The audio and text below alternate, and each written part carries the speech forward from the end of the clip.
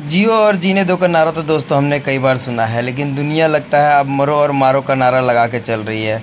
जैसा कि आप लोगों को पता है कि दुनिया में इस समय काफ़ी ज़्यादा युद्ध की स्थिति बनी हुई है। तो आइए बात करते हैं इस पर। हेलो फ्रेंड्स, रोशन आर्या चैनल पे आपका स्वागत है। अमेरिका ने आज सुबह ही अपने B-2 बॉम्बर से ईरान पे हमला किया, जिसकी वजह से ईरान को काफ़ी ज़्यादा नुकसान पहुंचा है। बदले में ईरान अब अमेरिका को धमकी दे रहा है हमला करने के लिए। लेकिन आपको बता दें, पहले ये युद्ध अमेरिका और ईरान के बीच नहीं, इजराइल और ईरान के बीच में चल रहा।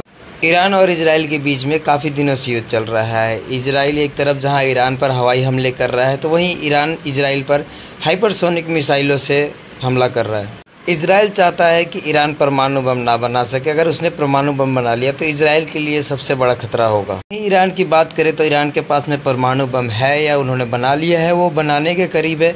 ये ईरान कोई जवाब नहीं दे रहा, जिसके पक्ष में जिसकी वजह से इजराइल ईरान पर लगातार हमले किए जा रहा है। और ईरान है कि कोई संधि करने को तैयार नहीं है। अमेरिका ने इसमें मध्यस्थता करने की कोशिश की थी, लेकिन ईरान ने संधि करने से मना कर दिया। उल्टे उसने अमेरिका को धमकाना शुरू कर दिया कि अगर अमेरिका इस युद्ध में आता है तो उसके लिए उसको बहुत भारी कीमत चुकानी पड़ेगी। अमेरिका और इजराइल चाहते हैं कि ईरान परमाणु बम ना बना सके, जिससे उनके अस्तित्व पे खतरा पड़े। तो दोनों ने मिलकर अब ईरान पे हमला कर दिया। आज सुबह अमेरिका ने अपने B-2 बॉम्बर से ईरान के परमाणु ठिकानों पर हमला किया। ईरान पर हमले के बाद प्रेस कॉन्फ्रेंस में इजराइल के प्रधानमंत्री नेतन्याहू ने कहा कि शक्ति के साथ शांति हो सकती है। वहीं अमेरिका कहना था कि वो काफ़ी समय से प्रयास कर रहा था कि युद्ध ना हो, लेकिन ईरान बार बार उसे धमकी दे रहा था, जिसके जवाब में अमेरिका ने ईरान पर हमला किया। अमेरिका के हमले के बाद में नेतन्याहू ने अमेरिका का धन्यवाद किया है और राष्ट्रपति ट्रंप को साहसिक फैसला बताकर उनका भी शुक्रिया अदा किया है। एक तरफ ईरान और इजराइल के बीच में युद्ध चल रहा है, तो वहीं दूसरी तरफ रूस और यूक्रेन के बीच में युद्ध भी जारी है।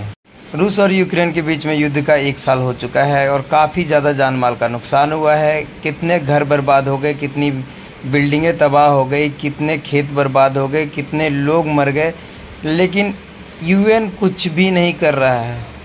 यूक्रेन तो पूरी तरह धुआं हो चुका है। रूस में भी कई बार अटैक हो चुके, कुछ लोग उनके भी मरे हैं। सैनिक कितने मर गए किसी को पता नहीं, कितने टैंक ख़त्म हो गए, कितने मिसाइलें ख़त्म हो गई, कितने पैसे ख़त्म हो गए, इस पर किसी का कोई ध्यान नहीं। UN की स्थापना की गई थी शांति के लिए कि वो विश्व में शांति बनाए रखे, लेकिन UN कहीं भी मध्यस्थता नहीं कर पाता है। ना ही रूस और यूक्रेन के बीच में हो रहे युद्ध के बीच में मध्यस्थता कर पाया, ना ही इस समय इजराइल और ईरान के बीच में हो रहे युद्ध की मध्यस्थता कर पा रहा है। सिर्फ वो कह रहा है कि युद्ध और शांति के लिए बड़ा खतरा है, मानवता के लिए बड़ा खतरा है। वो तो सभी को पता है कि मानवता के लिए खतरा है। आपको इसीलिए बैठाया गया था UN में, ताकि UN किस लिए बनाया गया था, ताकि लोगों को शांति, दुनिया में शांति बना के रखा जाए। लेकिन आज के डेट में दुनिया में इतनी अशांति हो चुकी है, कई वॉर फ्रंट खोल चुके हैं, जिसकी वजह से दुनिया 3rd वर्ल्ड वॉर के करीब है और UN चुपचाप बैठा सिर्फ तमाशा देख रहा है। सभी का यही कहना है कि सब अपने अपने अस्तित्व की लड़ाई लड़ रहे हैं, लेकिन क्या शांति से अपने अस्तित्व की लड़ाई नहीं लड़ी जा सकती? ऐसा लगता है कि दुनिया ने ठान लिया है कि अब दुनिया को तबाह करने का मतलब समय हो गया है, क़यामत का दिन बहुत नज़दीक है, ऐसा लगने लग गया है। वहीं हमारे पड़ोसी भी कमाल के हैं। पाकिस्तान और चीन की तो बात ही क्या की जाए कि कब भारत से इनकी जंग हो जाए, इसकी कोई गारंटी नहीं है।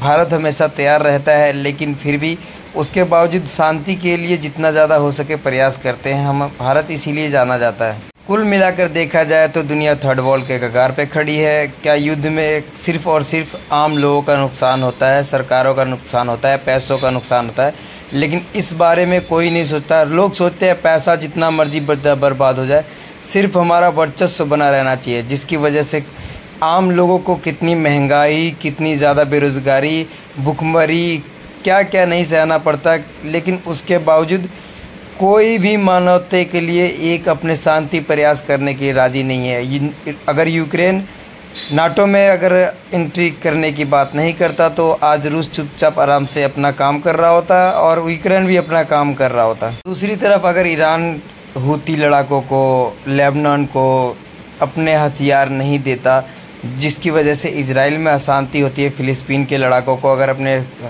जो भी मिसाइल ड्रोन्स वगैरह अगर नहीं देता, तो वो भी शांति से अपना काम कर रहा होता। लेकिन पता नहीं सभी देशों को क्या हो गया है कि बस युद्ध के लिए ऐसे मतलब आतुर हो रहे हैं कि नहीं अब हो जाए, अब हमारे पास शक्ति हो गई है, हम इसका प्रदर्शन करेंगे कि हम सबसे बड़े हैं, वर्चस्व की लड़ाई लड़नी है। देखो सर, वर्चस्व की लड़ाई में आप लड़ रहे हो, लेकिन उसका भुगतान आम जनता करती है, आम लोग करते हैं। तो सभी सरकारों से यही निवेदन है कि आप शांति के लिए जितने ज़्यादा प्रयास हो सके प्रयास करें, शांति से बातचीत करें। अरे अगर आपने परमाणु बम नहीं बनाया तो क्या हो जाएगा? परमाणु बम ठीक है, अगर परमाणु बम आप अगर नहीं बनाते हैं, अगर कोई देश आप पे हमला नहीं करता है तो आप परमाणु बम को रोक दीजिए ना। हमारे पास तो पड़ोसी ऐसे हैं कि हमें बनाने पड़े, अगर पड़ोसी ऐसे नहीं होते तो हम नहीं बनाते। आज के वक्त में जितना पैसा रक्षा बजट के लिए खर्च किया जाता है, अगर उतना पैसा मानवता के लिए अगर किया जाता तो मानवता कहाँ से कहाँ पहुँच गई थी। लेकिन मानवता के बारे में, अपने देश के लोगों के बारे में कोई नहीं सोच रहा है। हमारे पड़ोसी जैसे अब क्या बताऊँ मैं, पाकिस्तान, उनका रक्षा बजट, उनके भीख मांगने की नौबत है। लेकिन अब रक्षा बजट देख लीजिए, अरे क्या करना है इतना रक्षा बजट का? जियो और जीने दो, मैंने वही कहा था। आज की डेट में दुनिया मतलब जियो और जीने दो का नारा लेके नहीं चल रही है, अब मरो और मारो का नारा चल रहा है। बाकी देखते हैं भविष्य में थर्ड वर्ल्ड वार का बिगुल तो बज ही चुका है।